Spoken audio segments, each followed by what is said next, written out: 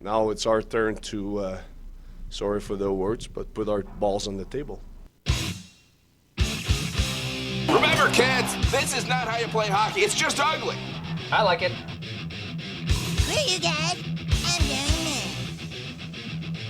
You know what? I love ice cream too. Go back to Canada, Guy Lafleur. Game on! Yeah, game on. Hello, and welcome into another episode of the Hockey Show right here on Mile High Sports. JJ Durez of Mile High Sports with Ryan Bolding of NHL.com and also Mile High Sports and sometimes Hockey Now, the man of many hats. Ryan, we missed you last week. Welcome back. How you doing? We have NHL hockey to talk about. Hooray! It's good. I was on a preseason bye last week, so I'm back. I'm ready. Ready to roll. Your throat's just a little scratchy. Yeah, I don't know why. All right. You weren't skiing already, were you? No, it's been a busy week. I guess I've been shouting a lot. I don't know what the deal is. I was at the Weather It sounds changing worse in the stuff, microphone. You know, What? weather changing Yeah. and stuff like that. Yeah. It sounds way worse in the microphone, though. I've been talking all day. I'm like, I sound fine. And then I hear it, and I'm like, oh, God. Yeah, now you sound like this. Hey, I'm Ryan Bolding, NHL.com. It's all the cigarettes I've been smoking. But no, I was at the Broncos game this past week. I was doing a little yelling myself. It was fun. I hadn't been to a Broncos game in 6-7 years. I know the game itself wasn't exactly the most entertaining thing, but I had a blast. I had a really good time. I think you're probably the only person in Colorado who was there who would say it was fun, but I get that the experience was fun. Right. Yeah. The weather was flawless. I'm not too into the result, really. You know, I'm not much of a football guy. Remember, it took me a while earlier in the year to even remember Russell Wilson's name. I think that anything says, you're not a football guy, it's that. But So it's funny, I was at the Justin Simmons Foundation dinner last night, which is probably why I sound this way, just because it was loud. But awesome event for local charities and stuff, and all the players were sitting like right in two tables in front of me. It's pretty cool. cool. What does it benefit? Do you know? Yeah, like Denver Public Schools Foundation is a beneficiary. There's others. Vic Lombardi was the host. He got the Simmons, Justin and his wife Taryn matched donations. They raised $50,000 just on the spot donations for a school in the Montbello Green River Ranch area. Green Valley Ranch. Yeah, Yep. Green Valley Ranch. They got a new playground set. Pretty cool. One thing that was weird to me, I'm just going to derail the whole intro of this show now. Go for it.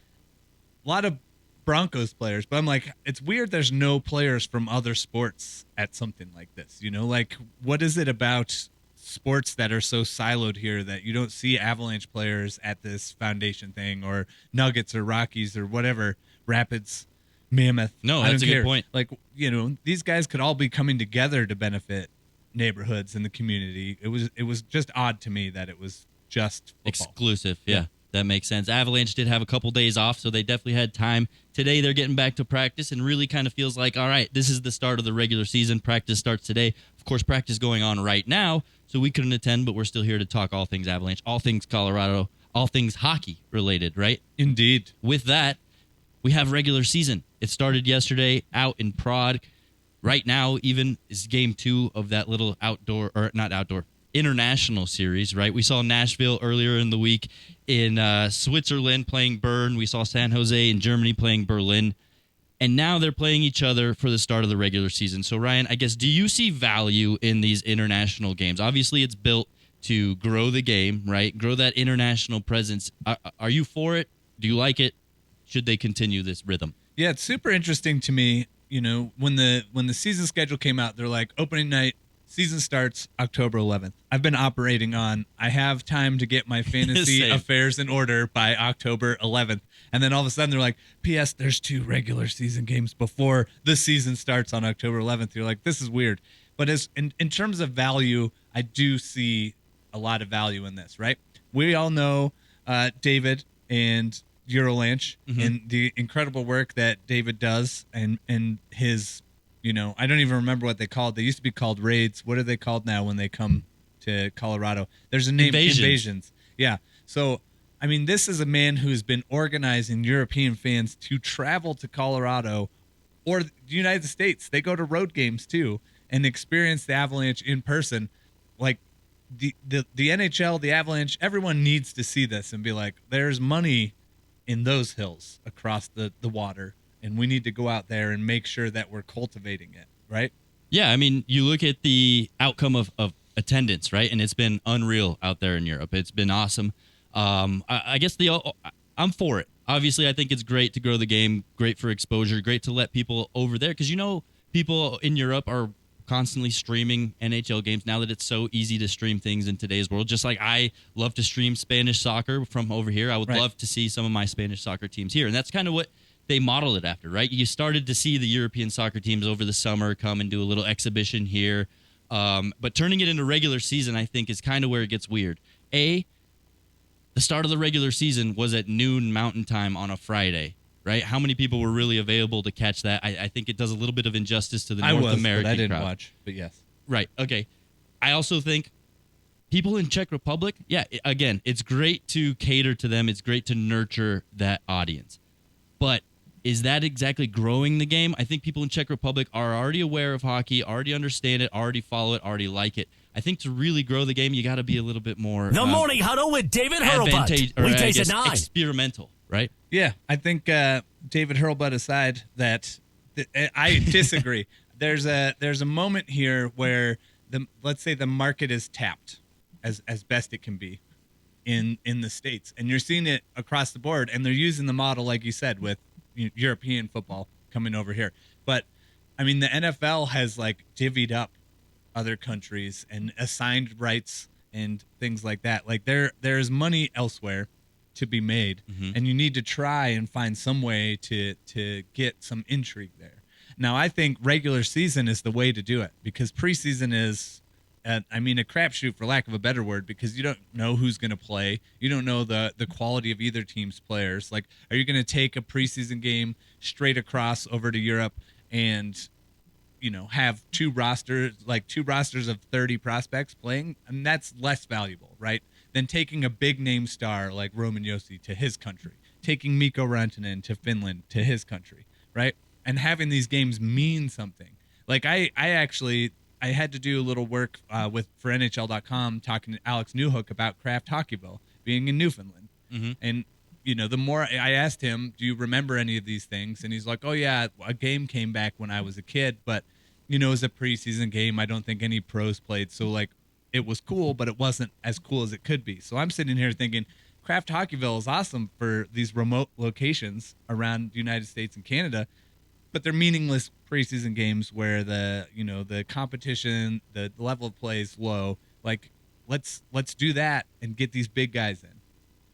Let's make the games meaningful, and then people actually get to see meaningful hockey. Yeah, I get what you're saying. I mean, look at the turnout for every time they go to a small town like that, or even the Stanley Cup parades, right? When Alex Newhook or even Nathan McKinnon is riding through his hometown, and the town shows up to just see something like the Cup. They love that stuff. So I'm with you. I like the small town stuff.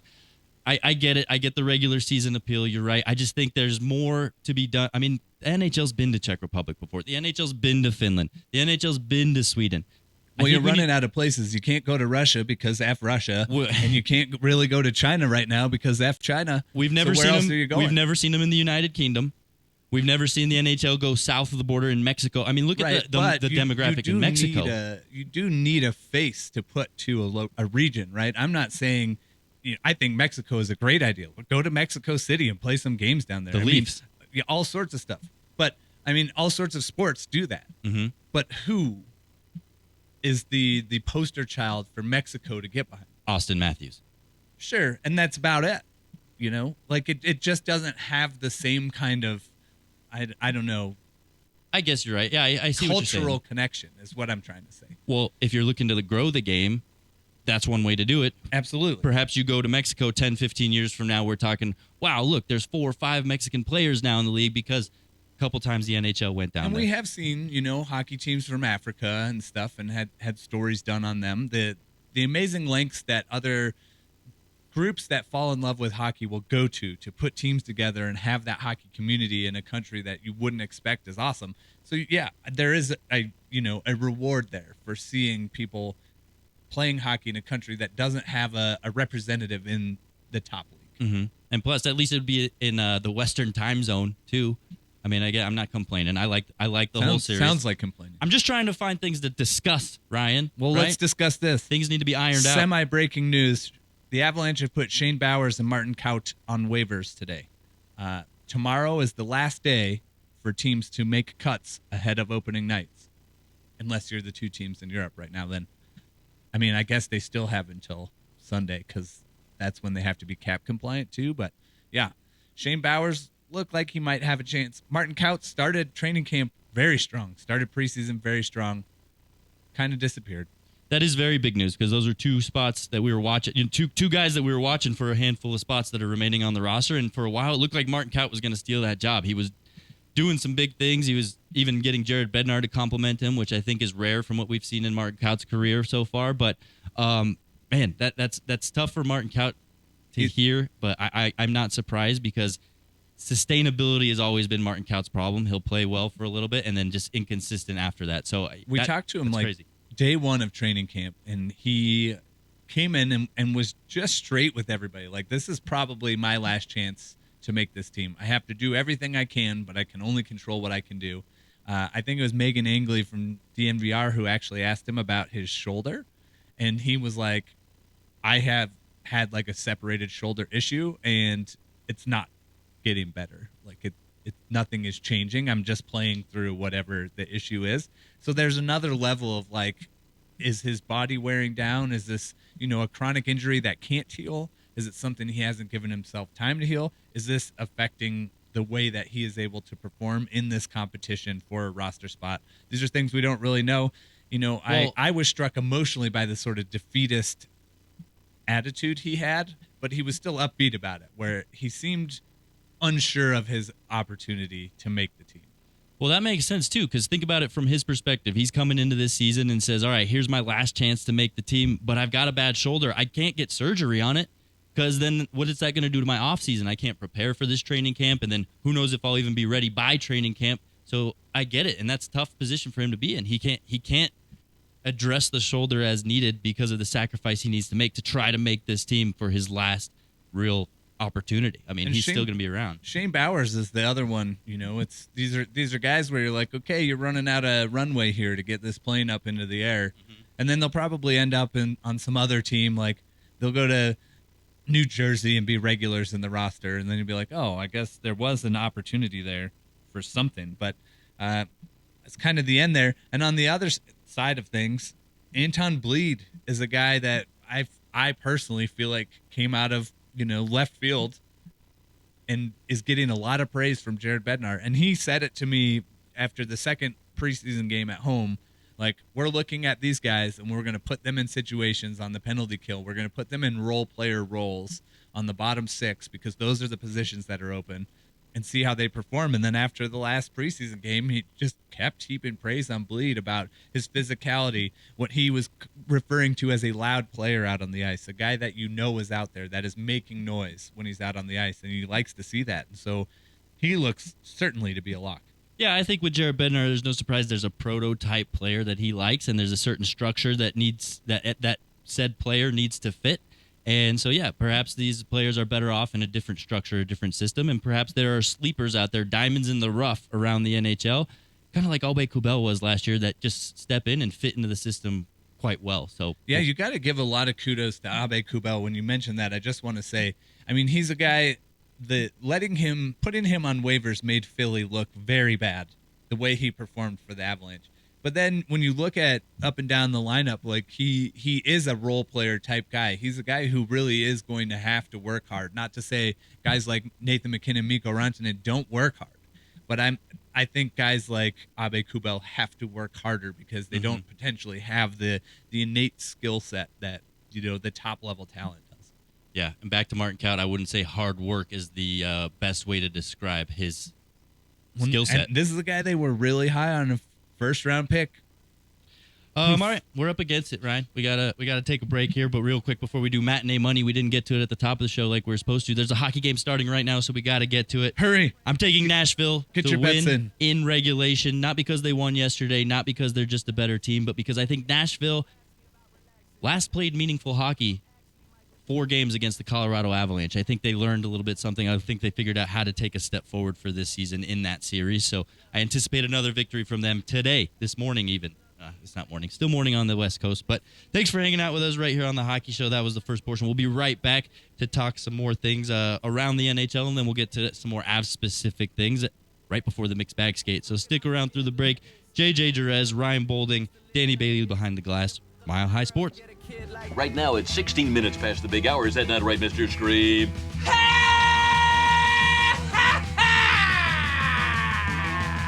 Great, good stuff. I think people get really cranked.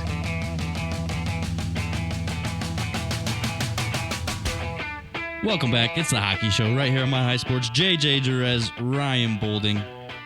We just talk all things hockey. Yeah, I'm looking at the waivers list right now. 2 former Avs on waivers today. Sheldon Dries, up and down guy, and Brad Malone.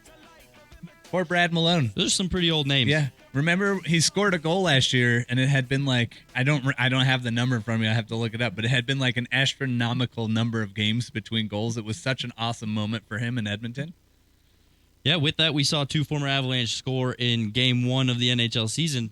Kiefer Sherwood kicks off the NHL season with the first goal of the year. Matt Duchene gets an empty net later in the game. So, old friends all around.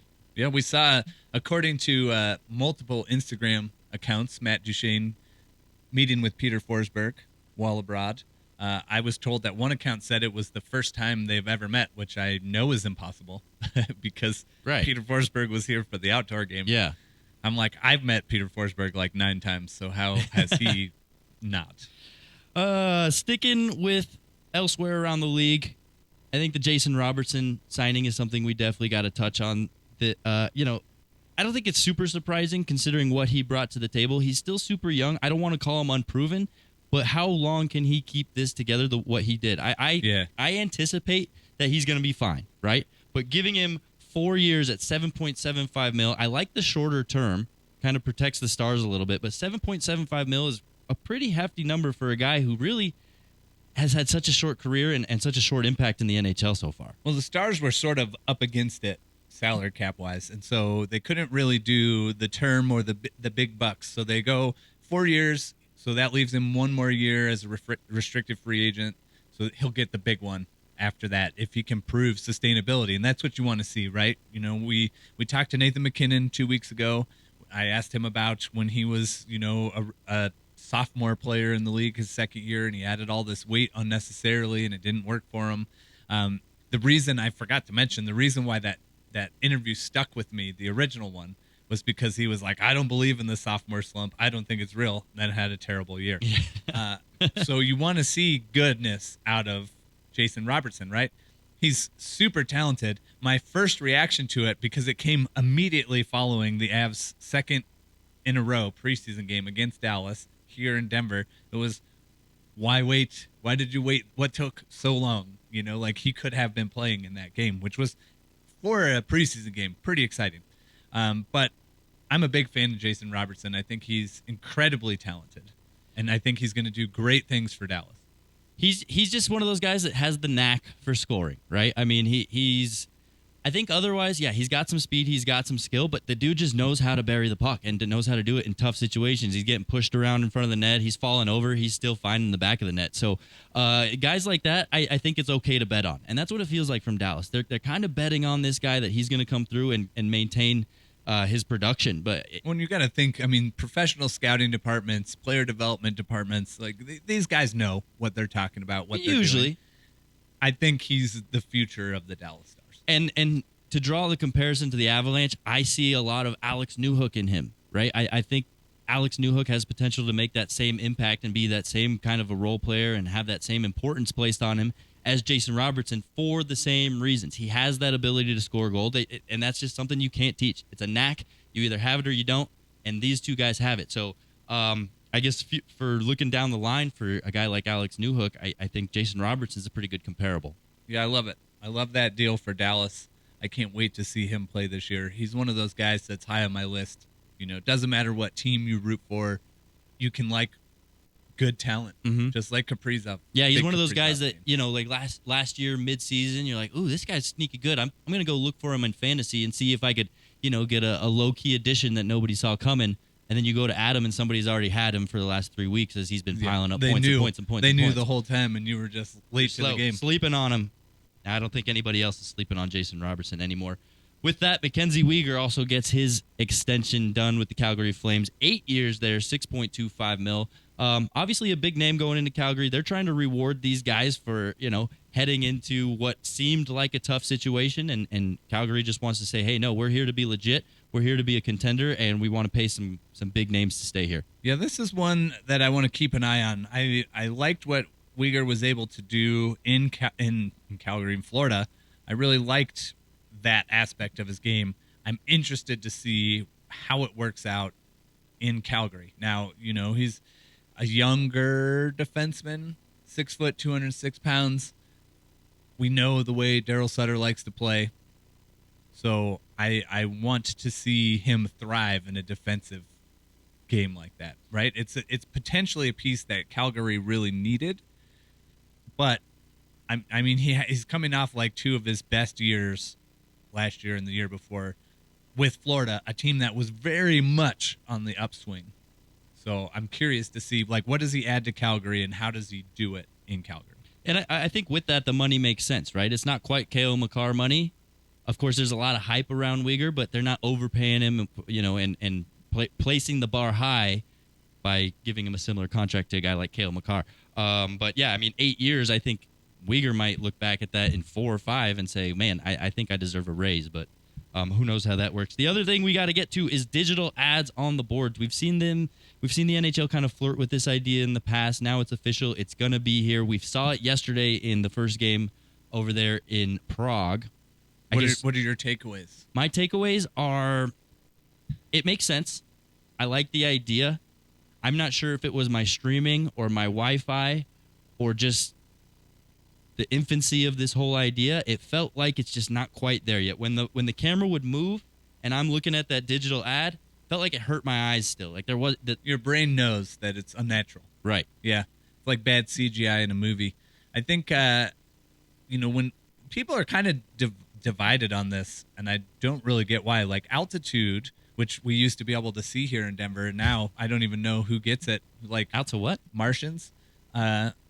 They've been doing ads on the back glass behind the nets, digital ads for on the glass 10 years, you're right. Probably. Yep. Right.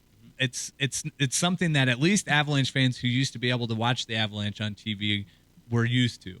So I don't think it's that foreign of a concept. It is very interesting to me, though, that a broadcast could be on a local RSN and an away RSN, but both teams are getting their sponsors on the boards, right? That opens up a lot of money to teams in the league and the television networks to sell 41 more days of ads. It also gives maybe local businesses more of an opportunity because you're not quite having to pay that national exposure. It's more of, okay, if this is only on altitude and it's only local, it's got to be a lot cheaper, a lot more affordable for some local businesses to get their names out there. Hey, maybe we get a hockey show advertisement. Yeah, let's get some sponsors so then we can pay for it. You're a big movie guy. What's the worst CGI you've ever seen in a movie? The worst CGI I've ever seen in a movie? Well, I recently, so I grew up, I got to preface this, I grew up on like 80s, 90s action movies. Like anything Jean-Claude Van Damme, Bloodsport, like all those movies, Predator, Alien. I was watching Escape from L.A. the other day while I was working, and it came out in like 95 or 96, early 90s, early to mid-90s. I loved it as a kid. Maybe one of the worst movies I think I've seen in recent memory. Like, I'm just watching it. Nothing makes sense. There is literally a scene where Kurt Russell is like tsunami surfing with another dude, and he catches up to Steve Buscemi, who's driving a convertible on the road next to where the tsunami is, and he jumps off the surfboard onto the car. Like, just bad. But you want to forgive that because that's very early CGI, Like, we're talking Jurassic Park pioneered CGI era. So definitely the James Bond movie Die Another Day is some of the worst CGI I've ever seen in a movie. There's a whole scene where a space laser blows up a iceberg in the North Pole or wherever they are, and he has to kite surf a tsunami, and he's just like blowing around, and it's awful. Nothing. And I say that having seen the X-Men Origins Wolverine cut that leaked, where all the CGI wasn't finished, and some of that was still better than what was in Die Another Day. Nothing drives me crazier than the green screen behind somebody driving.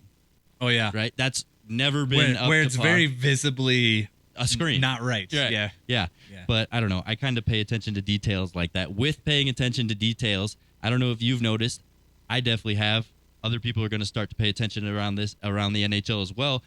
Gatorade, no longer a sponsor of the NHL. So remember, Gatorade. the bottles were always Gatorade bottles as long as I can remember. The goalie's bottle behind the net and the sleeve it sits in was always Gatorade branded. Well, Gatorade stepped away from the NHL. They did not renew their deal. BioSteel steps in, and they're the new on-ice sponsor. So you'll see a lot of BioSteel bottles and just branding around the rink itself. Have you ever had BioSteel? I haven't, but I like the idea of it. First of all, BioSteel was a company started by Mike Camilleri back in, 2011, I think I read that is when they started. And, yeah, they kind of took the concept of Gatorade and did it a lot better for you. Let's make this a lot more natural, a lot healthier, a lot less sugar, right? Because Gatorade... Well, so the real thing about Gatorade is that you have to do the powder.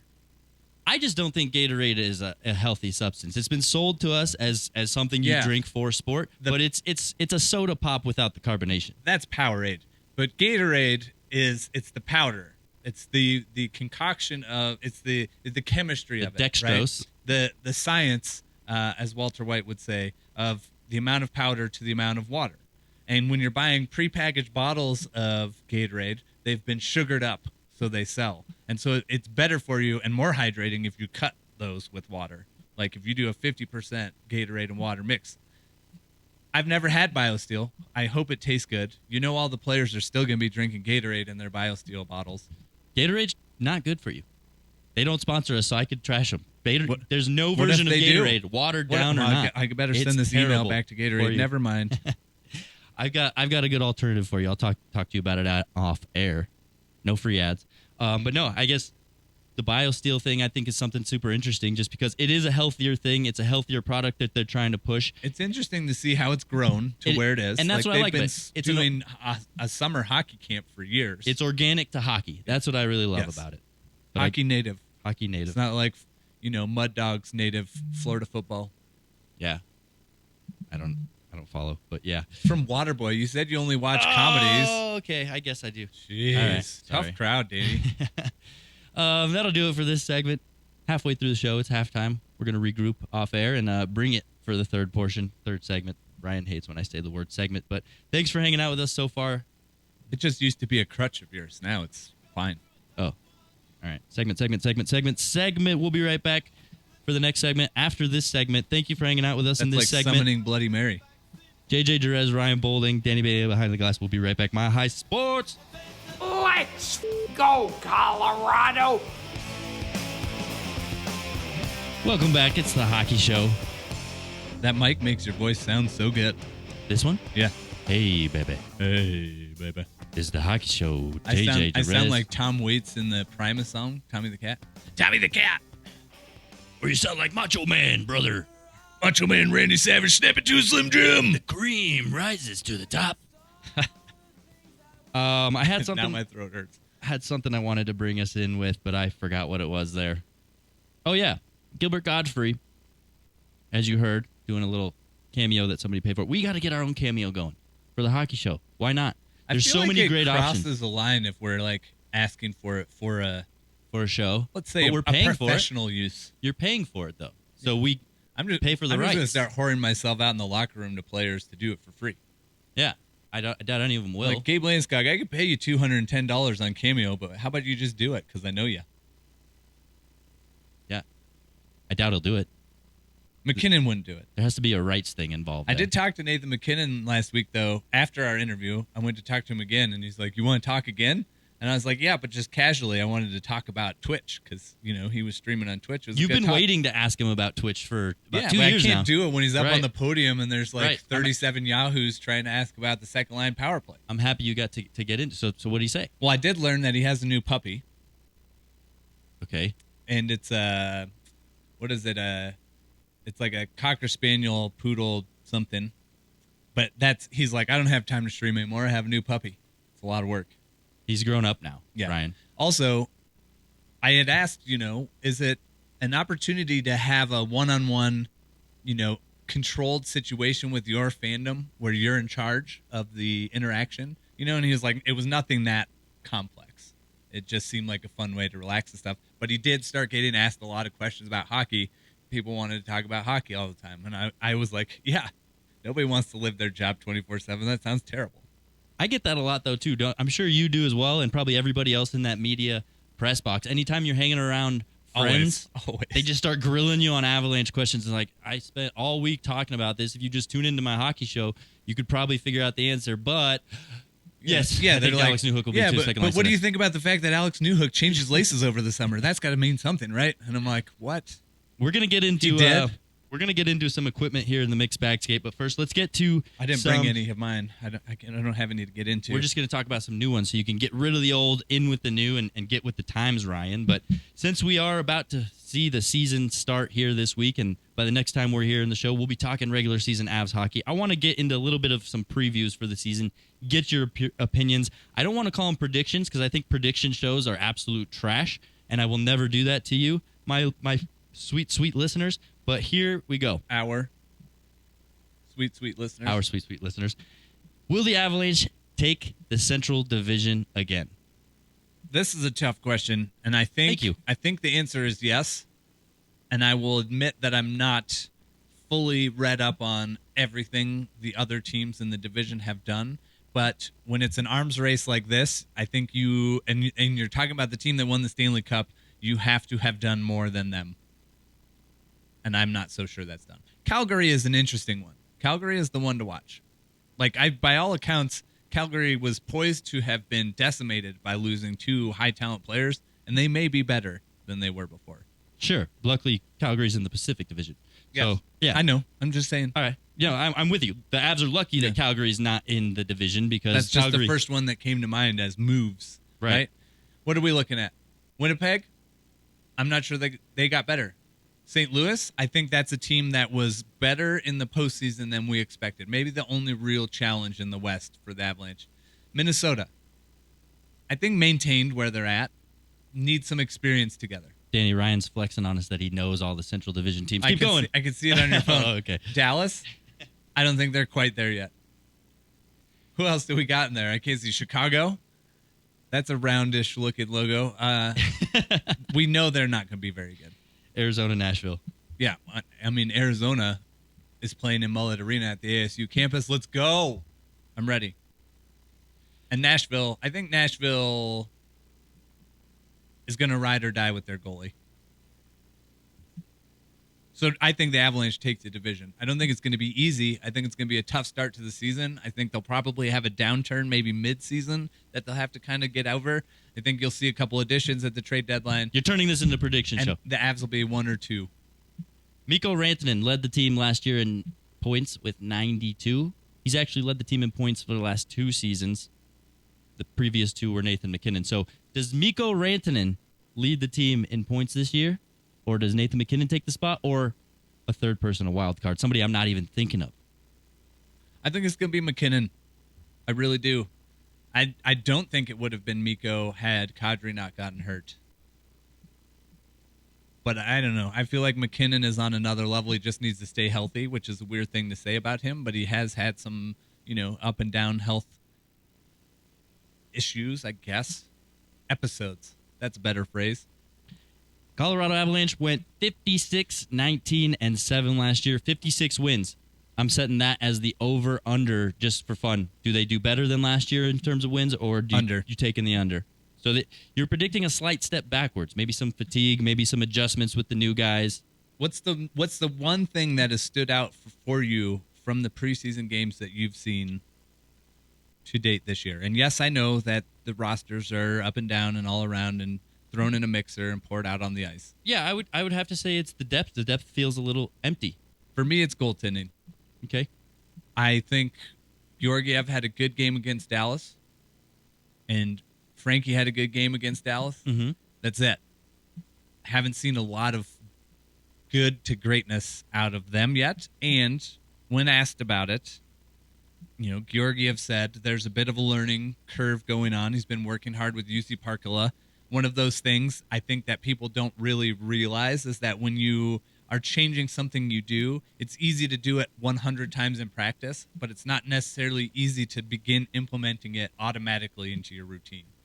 The other thing is not really either goalie because Frankie knows, but Georgiev needs to learn the team. And one thing Bednar said was he needs to learn where breakdowns are coming from so he's able to identify them, be prepared for them, and then scoring chances will go down because he's ready. When you know the deficiencies of the players in front of you, you're going to know to be prepared when those happen. And so I think that there are going to be some early losses as a result of that. Because of adjustments. I mean, with that, the defense in front of him has to learn how to play in front of him too, right? I mean, if there's a situation where they know this isn't necessarily his strength, where maybe it was Darcy Kemper's or other way around, right, they have to adjust their game as well. We asked that question, and that was less the answer, but it's obviously a factor as well. Well, they never want to give you the full answer, right? I mean, even they always give me the full answer. Even Georgiev recently was like, my job's to stop the puck. And it's like, no, you just broke down how there's more to goaltending than just stopping the puck. So come on, give me something. Don't act like I'm still a goose here. I'm taking the under 56. Also, I have to say that the Avs were, I don't have the number in front of me. I had written about it, and it didn't happen necessarily when I was talking about how Bednar deserved to win the Jack Adams. The Avalanche were close to tying the record for wins in a season. And I 56 is like 2 to 4 away from that. I don't think they're going to be that high this year. Fair enough. Well, let's look around the rest of the league. A lot of teams fighting for the same Stanley Cup, right? We know the Avalanche were the best team last year. They have a chance to do it again, but everybody's gunning for it, so everybody's improving. With that, which teams are you watching out for this year? Which teams do you think made an improvement to really be a threat? For me, Edmonton was interesting. I thought they got pummeled by the Avalanche, but put up a better fight than many expected. They didn't win any games in the playoffs, but were decimated by injury. You know, Mike Smith was not 100%. Obviously, Darnell Nurse was hurt. Leon Draisaitl was hurt. So I want to see what Edmonton does here. I feel like they've got the coach in place. I feel like they've got the culture headed in the right direction. They've got the attitude headed in the right direction. From a low point, remember, where the players were calling out the media when Leon Draisaitl was asked why he was so pissy all the time. Like, we're at a point now where I think it's not necessarily put up or shut up. They're in the put up moment, and I want to see that. That's what I'm watching. I'm watching Calgary, like I said, just because I think that they might actually be better than they were previously. And Minnesota. Minnesota's sort of that wild card, pun intended, where, you know, they have the talent. They have Fleury in net, who can go either way, really. But, you know, they seem close and then just couldn't really put it together postseason end of the year. So that's a team that I think can compete. Can they compete in a series? I don't know. But can they compete one-offs throughout the season? I think so. I'm looking at the East Coast. I gotta stick with my guys in Carolina. I've been kind of favoriting them for the last couple of years. They've been building and building and building. And, I mean, what they've done is so parallel to what the Avalanche have been doing the last several years that you just think they're this far away from getting over that hump. And, of course, the Florida Panthers, right? We all knew what they did last year with winning the President's Trophy, really coming into the Stanley Cup playoffs as some favorites and then just laying an egg. I think they have something to prove this year and look for an extra little bit of fire in their belly. We were talking after our matinee money, and I was looking at Stanley Cup odds in insert sponsored betting app name here, and they said plus 1,100 for Carolina, and I was like, that seems really high. You know, Florida was plus 900, and they lost 2 good players, gained a player, fired their coach. It seems like a lot of up in the air to be like third best odds to win the Stanley Cup. And there's a plus 200 opt-in odds boost for that. I don't feel like Carolina is a bad bet there. I feel like they have been on the cusp for a while. They lose some guys. They lose Nino Niederreiter, you know, things like that. Goaltending is always a question there. They didn't have their goaltending in the playoffs. Let's not forget that. Right. So Rod Brindamore, though, I think is a very good coach. He's a player's coach. Guys seem to love him. Mm-hmm. He's fiery. I like where Carolina's at. So sticking on the coaching note, 10 teams entering this season with a brand new coach this year. Who do you think is going to be the best coaching change once it's all said and done? Who added the best head man behind the bench? Well, so far, it's been interesting to see DeBoer in Dallas just on a preseason level. I thought that last preseason game for the Avs and the Stars was a good game. It was a tight game. There were breakdowns, as there are going to be. Scott Wedgwood was Scott Wedgwooding, which was fun to watch. But, it was a different coach team, and it was interesting to see that. And on the same token, Winnipeg, and looking what's going on there with Bones coaching that team and pulling the captaincy from Blake Wheeler. I like that nickname, Bones. Yeah, Rick Bonus. So that's one to watch for me. Like, Rick was a head coach up and down. He was assistant coach for a long time. I think he did pretty well as a head coach, but was kind of running out of road in Dallas. So I'm curious to see what he can do with Winnipeg. Winnipeg is that team for years that you were always like, Winnipeg's going to be good this year, and then the wheels would fall off. Yeah, I guess from Rick Bonus, he's been doing it for so long, he has to see something in Winnipeg that excites him to keep him engaged, right, and keep him involved in this job. And then the guy to watch is Barry Trotz. He's not coaching a team. Where does he end up? Well, and don't forget about Florida. They entered the playoffs last year with an interim coach since Joe Quenneville had to step down during the season, so they got themselves a new coach in Paul Maurice. Also seems like he had to see something really special in Florida to jump into that, since he's the one that walked away from the Winnipeg Jets job. So I think if they were just a coach away, that's a pretty good coach to have. Maybe that's why they're plus 900. Mm-hmm. I thought Gerard Gallant did a pretty good job with the Rangers last year. Martin St. Louis, when he came in for Montreal, big question mark on him. But I think you want to see more of Andrew Burnett versus Paul Maurice. I mean, that's quite the imbalance there. I mean, there's a legacy of success that is skewed for sure.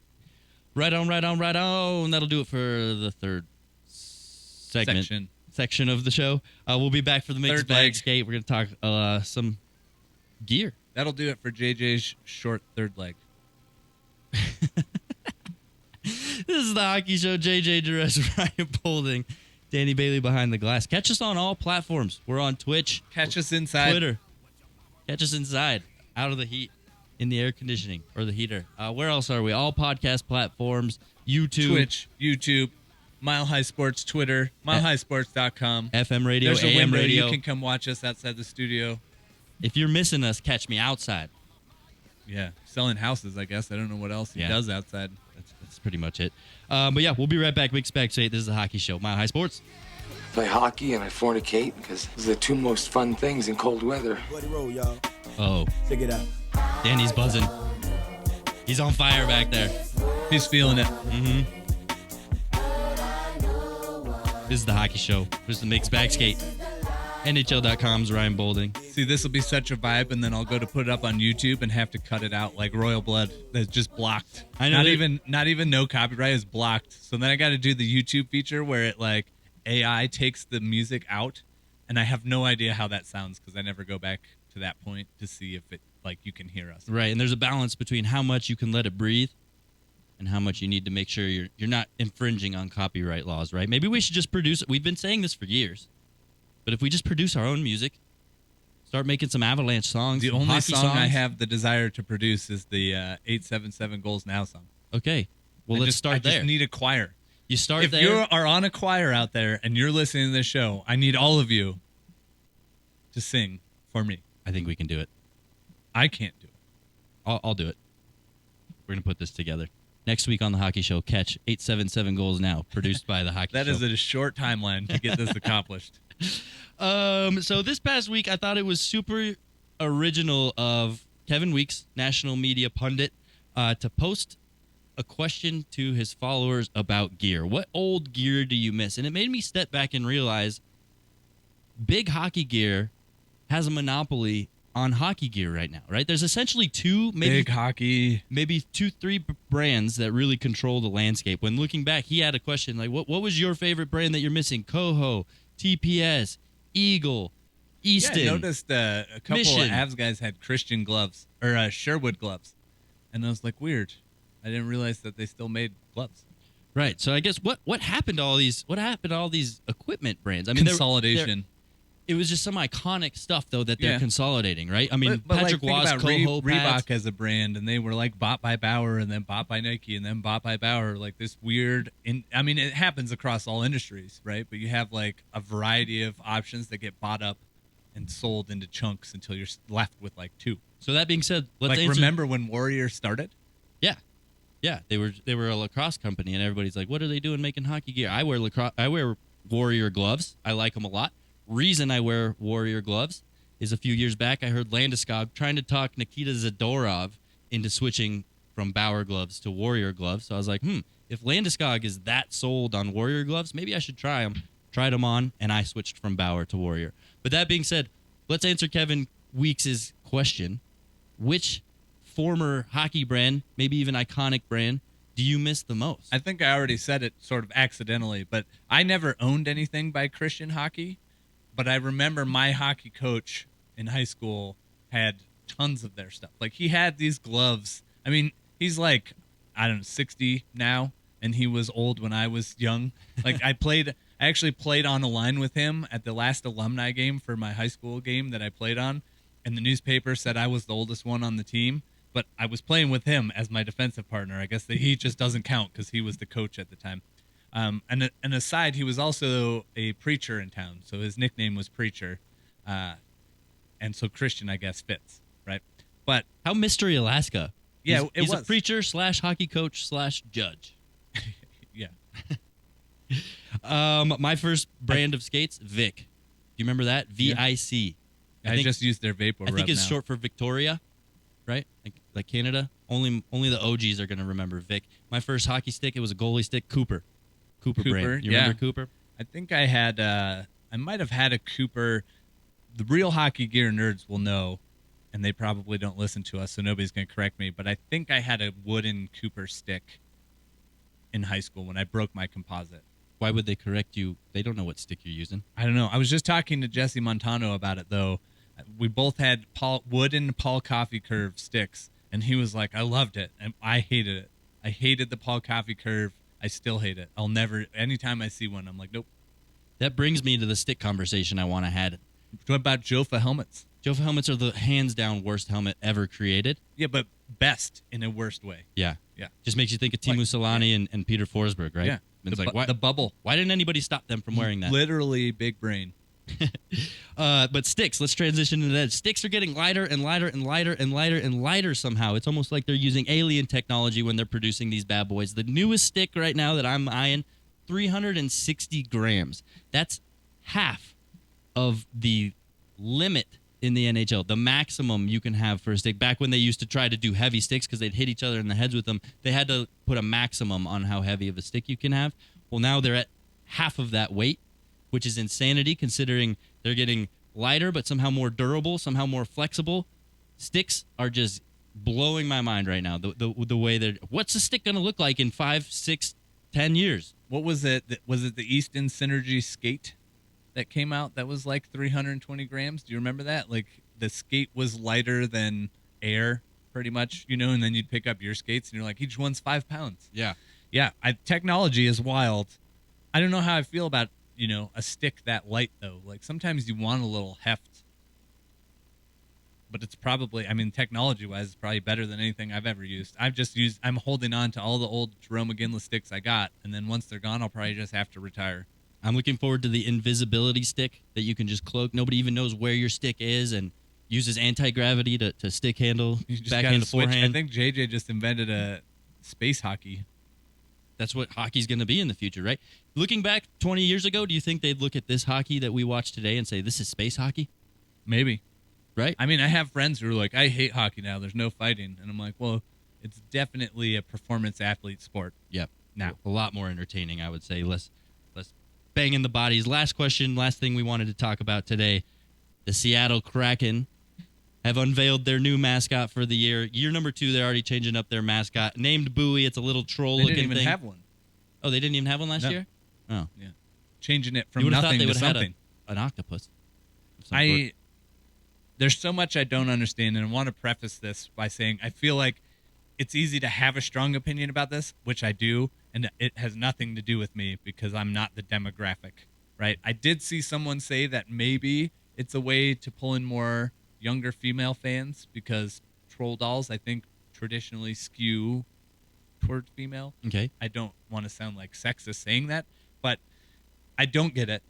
I think there were so many good options. I don't get why it's a troll? Like, are there lots of bridges, and is that the justification for it? I think Gritty ended up being a hit, right? When the first day everybody saw Gritty, people were like, hated Gritty. At people the were like, start, what the too. hell is this? I've loved Gritty since day one. Literal nightmare fuel. And I say this about Bowie, full well being a giant fan of Hunter, which is Edmonton's mascot, that is like a real lynx. Like, that mascot is horrifying. It's scary. I love it. Bring back Howler. So I don't understand. And I'll defend Bernie. I'm like, Bernie is for the kids. Howler wasn't very much for the kids. Hunter, I'm not so sure what is going on there, and that's probably why I love it. I don't understand Bowie, but Bowie isn't for me. So it's hard for me to go out and say, it stinks, and you should do a new one. It doesn't resonate. Whatever. I don't like it, but it's not for me. I think they're just going with the Gritty model. They want something so bad that it's great. And that's what they went with Bowie. But again, but Gritty is like, I'm Team Howler. This amorphous blob thing. Like Bowie is a troll. If Howler and Bernie fought, who wins? Howler all day. Bring back Howler. Howler for life. I don't know. Howler probably died of old age. He was like No, he assaulted a fan and they had to... Well, yeah, but I mean, he was like an abominable miner, snowman, coal miner dude thing. I think he rocked. Bernie's a dog. He'd take him down. Take him down to the dog pound. Right on. I guess that's a great way to end today's show. He's got no response. Matinee Money's not looking hot so far, but it's only the first intermission, so we'll see how that develops. Thanks for hanging out with us, everybody. We'll be back next week with Avalanche regular season hockey. Regular season hockey. It's here. By the time you hear from us, there will have been 2 games played. The fall is here in full force. We got hockey, basketball's around the corner, football's been going, and the World Cup. Football's still around the corner here in Denver. We're just waiting. We're still waiting for that ride, aren't we? Yeah, again, thanks for hanging out with us on the Hockey Show. For Ryan, I'm JJ, Danny Bailey. We'll see you next week.